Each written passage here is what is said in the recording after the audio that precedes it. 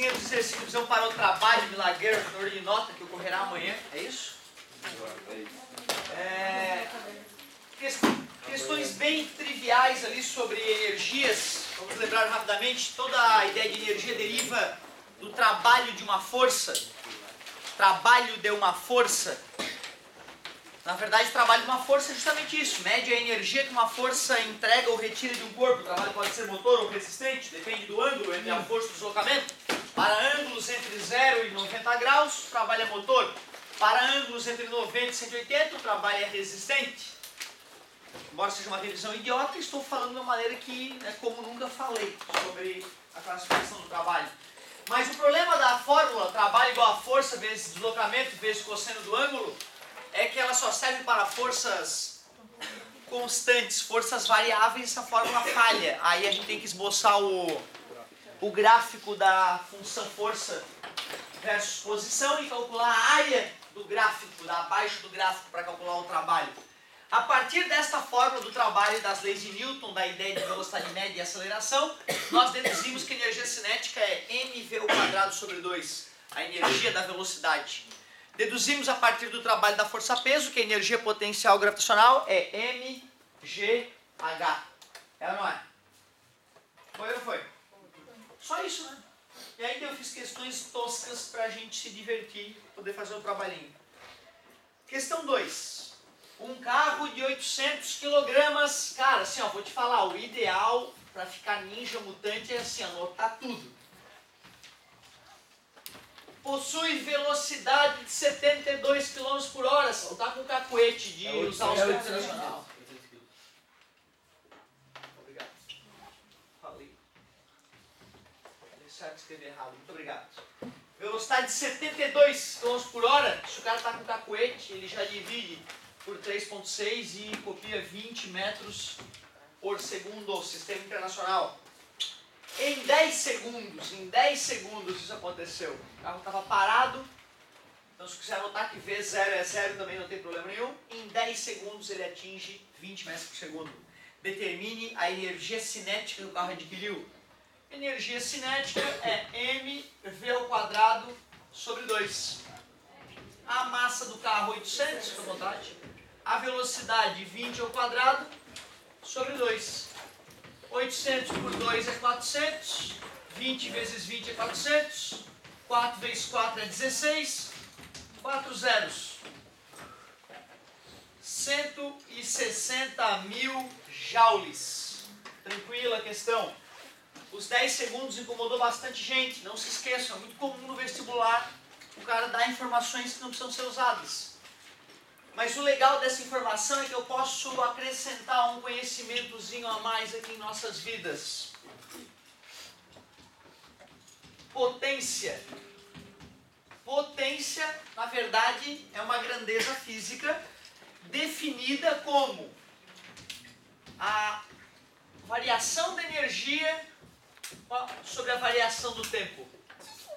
Por exemplo, o carro estava parado, energia 0. Depois de 10 segundos, a energia do carro era 160 mil joules. Em 10 segundos, corta, deu uma potência de 16 mil joules por segundo. Joules por segundo deve ser uma unidade bem familiar para ti. Não dessa forma, mas dessa, watt. 16 mil watts, a potência aproveitada do carro nesse momento. Desprezando, óbvio, a potência que foi perdida pelo atrito com o ar. Beleza? Senhor, isso é quanto, mais ou menos, em cavalos? Um cavalo, um HP, é mais ou menos 745, se eu não me engano, watts. Então a gente poderia pegar esses 16 mil e dividir por 745 para ver que foi só 21 cavalos usados para acelerar o carro. Então tu imagina o resto, né? Porque um carro para fazer de 0 a 100 em 10 segundos, ele precisa ter muito mais do que 21 cavalos, né? Ele tem que beirar os 100 cavalos aí, certo? Então, dá para perceber por esse exercício, já que esses dados são realistas, só que a potência em cavalos deu muito baixa, certo? Mostra que grande parte da potência do motor para fazer um carro acelerar de 0 a 100 é gasta certo? Em atritos com o próprio sistema do carro, câmbio, as engrenagens, o pneu, atrito de rotação e o atrito com o ar, grande vilão da potência do gasto de combustível. Muito bem. Tu vê, né, cara? Não se deve ter aparelhos em casa elétricos com essa potência de 16 mil watts. O chuveiro chega a uns 8 mil watts, que seria metade disso. Raramente as pessoas têm em casa aparelhos com potência maior que essa, certo? Então, para ver como, né, um carro elétrico exige bastante consumo de energia elétrica. Muito bem, então a ideia nova ali aproveitamos para discutir. Essa questão 3, cara, a questão mais tosca que eu acho que eu fiz em toda a história. Uma barragem com dimensões 10, 20 e 30 quilômetros possui uma queda d'água de 60 metros. Determine a energia acumulada na hidrelétrica. Em linhas gerais era isso que falava a questão. Logo depois que eu olhei a questão eu vi, meu Deus, que absurdo que eu escrevi. Mas tudo bem, me perdoei e eu pergunto, qual é o grande absurdo que essa questão tem? Um absurdo, muito absurdo. A queda de água de 60 metros foi o que eu escrevi para tentar deixá-la menos absurda.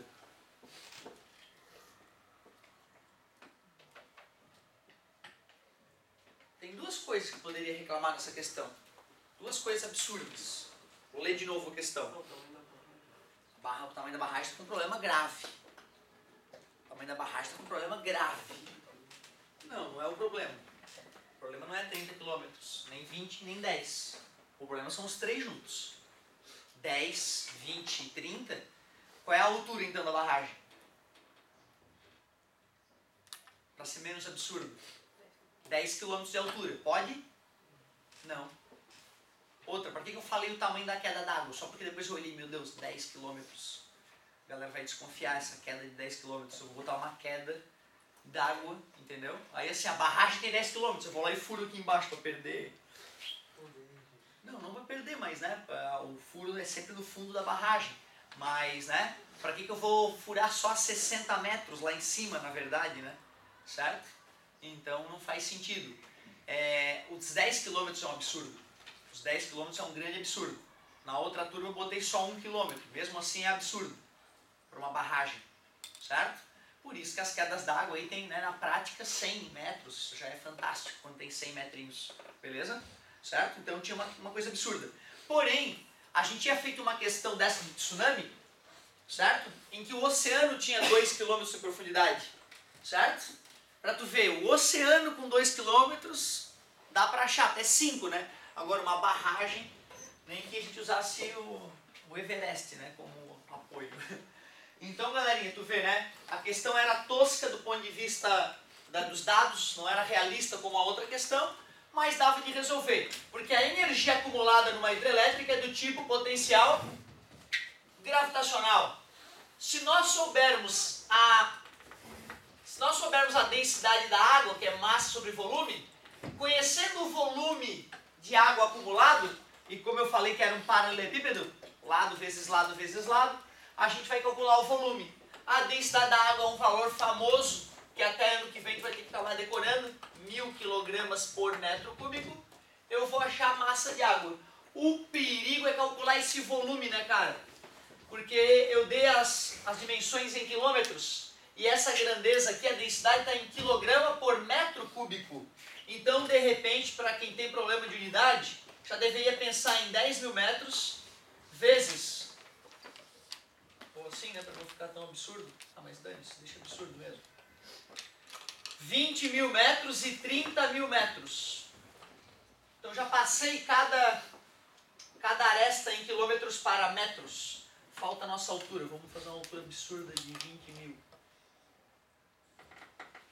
Para calcular o volume de um paralelepípedo, A vezes B vezes C, aresta vezes aresta vezes aresta, 2 vezes 1, 2, vezes 3, 6, 1, 2, 3, 4, 8, 12 zeros, vezes 10, na 12 metros cúbicos. Tem que saber trabalhar com potência de 10, tá, gente? Ah, professor, mas eu não posso responder escrevendo zerinhos? No vestibular, provavelmente ele vai dar as respostas em potência 10 e, eventualmente, na UFSC ele pede para tu passar para anotação científica e responder com as casas antes da vírgula, por exemplo, passar para o gabarito. Então, o cara que não dominar a potência de 10, né, ele vai ter problema, sem dúvida nenhuma. 6 vezes 10 na 12 metros cúbicos o volume. Multiplica ambos os lados. Esse aqui é 10 na 3. 10 na 3 com 10 na 12. 10 na 15 quilogramas. E agora que eu descobri a massa, eu já tinha a altura da queda d'água fornecida pelo problema. A outra coisa absurda, né? Não ter usado os 10 quilômetros disponíveis de queda, ou 20. 10 é para ser menos absurdo. E a altura, então, 60 que o texto fornecia. Massa vezes G vezes H. 6 vezes 6, 36. 10 na 15 com 10 na 16 com mais 10. 10 na 17. Para botar em notação científica ficar bem chique. 3,6 vezes 10 na 18 joules. Beleza, tranquilinha a questão também. Nós tínhamos feito uma muito similar na aula. Questão 5. Desculpa, questão 4. Uma pedra com 5 quilogramas está a 45 metros de altura. Determine a energia potencial gravitacional acumulada na pedra.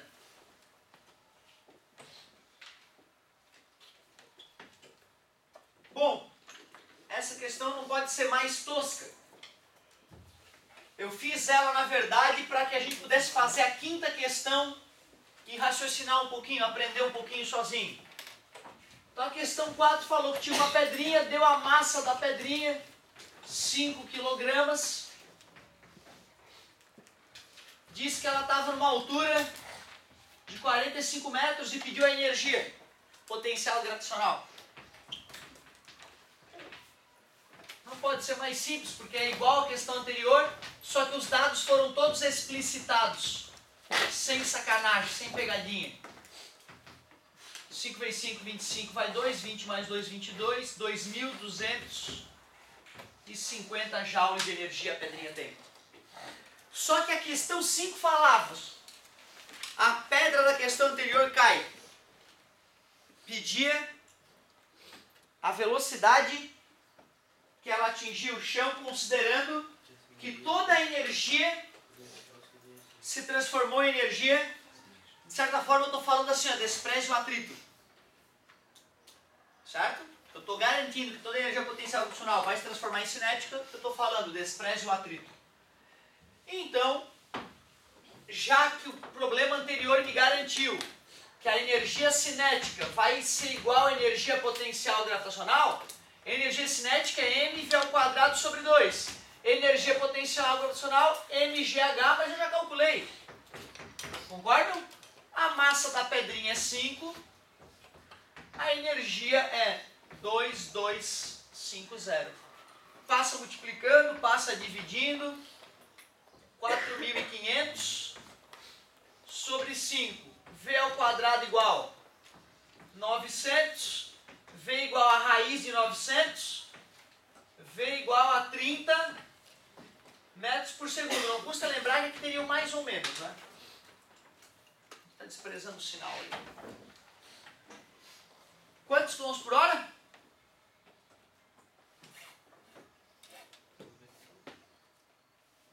Se 36 é 10, 72 é 20, 30, 108 são os números famosos lá que eu te falava que iam aparecer e reaparecer na nossa vida.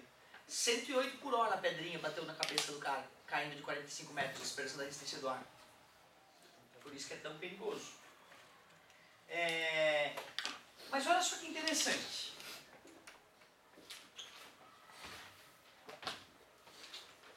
Concordam? Ou seja,